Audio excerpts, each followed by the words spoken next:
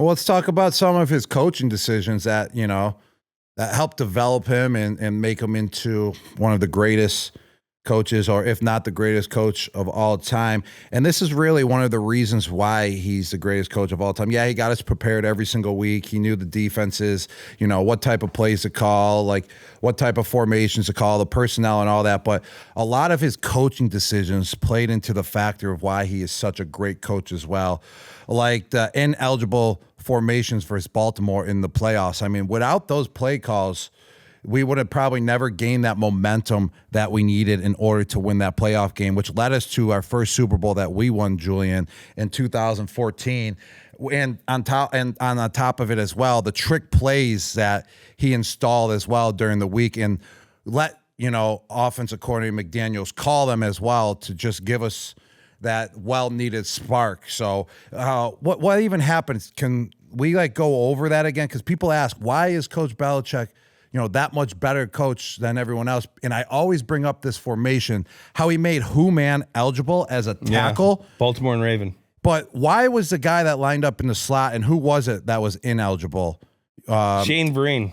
It was Shane Vereen. He was ineligible in the slot to the right. Yeah, and he would come back like he was getting a pass, and then we would throw it over there. Yeah, this was, this goes to the point of a lot of people don't think Coach Belichick's collaborative.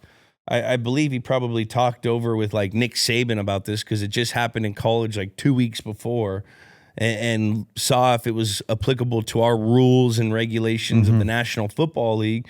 And that's the kind of guy he is. He does his due diligence, and if something is out there, he'll use it. And this is a clear indication. But I think some of his genius is in some of those games. You remember the win game that he had 2 win games. There was that Buffalo game that we weren't a part of where they didn't even throw the football.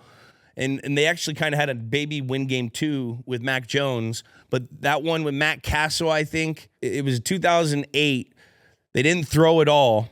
And they won the game, had Randy Moss, Wes Welker. It was hurricane winds. And then also, remember when we were playing against Denver, Wes Welker came back for his first time playing against us. They went up 24-0 at halftime. We ended up bringing it back in, and he took the wind at the overtime, not the ball, because the wind was such a pivotal factor of the game. I remember that, and I remember a lot of people, that caught a lot of headlines. It sure did, but what about the win game? I wasn't part of it. I'm pretty sure you were still on the team when I think they passed the ball 2 times. No, were that you was part of this the game? year before me. That was the year. What do you mean the year before you? That was in 2008. No, I'm talking, I think 2021. That was win game 2 with Mac Jones. I wasn't there. With Mac Jones. Okay, so you weren't there. Absolute crazy wins in Buffalo. I'm talking about how dare you throw the ball? And the Bills, they threw it a couple times and they completed a couple passes. But New England threw the ball just 3 times and they ran the ball 46 times for over 220 yards, and they ended up winning that game 14-10. And you just saw that, Coach Belichick smile after the game, I just outsmarted you with all my coaching decisions. So that just proves a point once again. When he knows to stick to a game plan, he sure does as well. Well, and also his in-game intuition or his in-game insight. He was feeling it. But even you could look to the 2014 infamous Malcolm Butler interception play. You see him on the sideline looking at Pete Carroll the whole time, seeing it. I thought B-Flow was looking at Coach Belichick to take a timeout because of the whole situation. And Bill sat there and it was some fucking beautiful mind shit. He's reading formulas and looking at Pete Carroll, and he's nah, don't call it. Throw in that one. And they runs in fucking the personnel group where it's all linebackers, linemen, and 2 DBs or whatever they put in. I don't have the play call.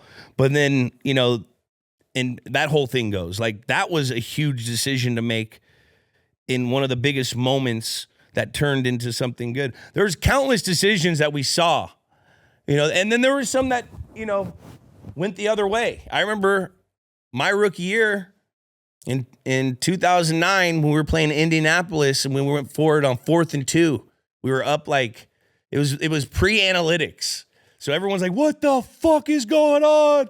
Bill Belichick. We were on our own like 48 or something, and Peyton Manning was playing. We couldn't stop him. Mm-hmm. Like we jumped out to an early lead. We got a couple turnovers, I think, and then by the end we couldn't stop him. It was only a matter of we couldn't give him the ball back. So Bill was like, "We're gonna try to win it right here." We ended up losing it.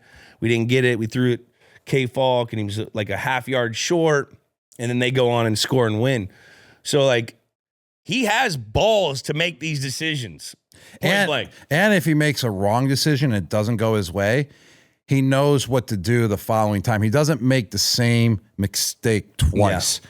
And that's how he coached players as well. Like if you made a mistake, like he would coach you on it and he wouldn't want to see you make the mistake again. Yeah. And that's what kept him happy as well. That's what kept Coach happy, and he really liked you as a player if he coached you and then you did it the right way the following time. Yeah, you're going to make mistakes, and he understands that, but once you get coached, you better, do the right thing on the field. And same with him, and he would not make the same mistake twice.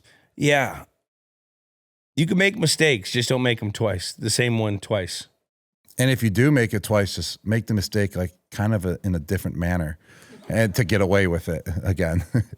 And Coach, for Coach not like being, everyone's all kind of terrified of like, oh, he's no fun, this, that. Some of the greatest players, like Randy Moss wanted to play for Coach Belichick. Mm-hmm.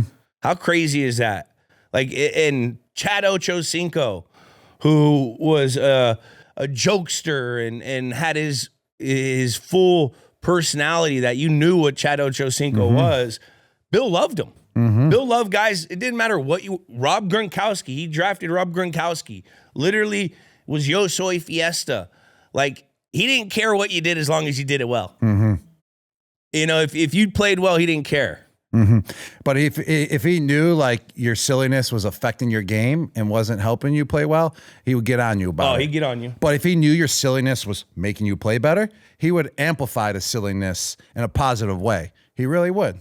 He wouldn't amplify it, but he wouldn't be a grudge against it. He would be like, oh, he's playing good. Like that silliness is working. Let's keep it going. Yeah, well, it wasn't silly when he kept a 6-round Brady over $100 million quarterback, Drew Bledsoe. Mm-hmm. Like that's crazy. That takes some nuts, like some squirrel nuts. That takes some. Yeah. That is nuts. It is.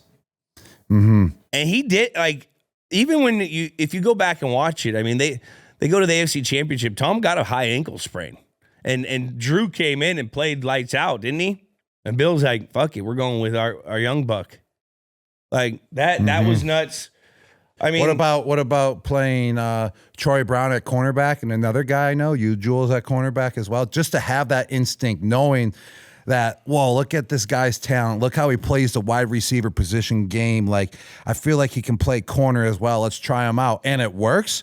I mean, just incredible. That's just, based on his ability to read a player, which he was just his instincts as well like that, which were just very high.